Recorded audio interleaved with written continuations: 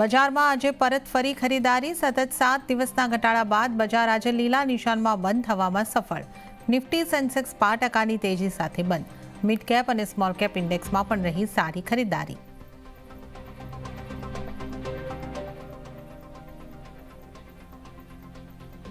એનટીપીસીની subsidiary NTPC ગ્રીનનો આજે ખુલ્યો IPO. 102 થી 108 રૂપિયા વચ્ચે છે પ્રાઇસ બેન્ડ. 10,000 કરોડ રૂપિયા એકત્ર કરશે કંપની. એન્કર રોકાણકારોએ લગાવ્યા 3,960 કરોડ રૂપિયા. હાલ સુધીમાં 18% ભરાયો ઇસ્યુ.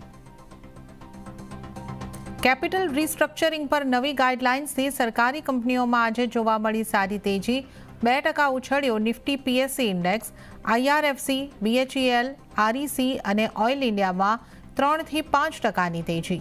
નવી ગાઈડલાઇન્સ હેઠળ કંપનીઓની પાસે કેપેક્સ માટે રહેશે વધારે પૈસા.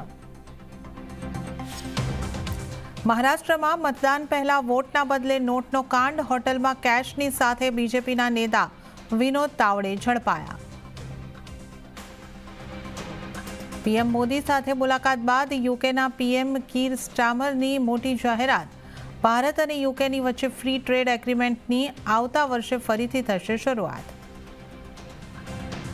અને એલેન મસ્ક અને ઇસરોનો પ્રોજેક્ટ સફળ. સ્પેસ એક્સએ લોન્ચ કરાવ્યું ભારતનું સેટેલાઇટ GSAT-N2. ફ્લાઇટ સહિત દૂરના વિસ્તારો સુધી મળશે ઇન્ટરનેટ કનેક્ટિવિટી.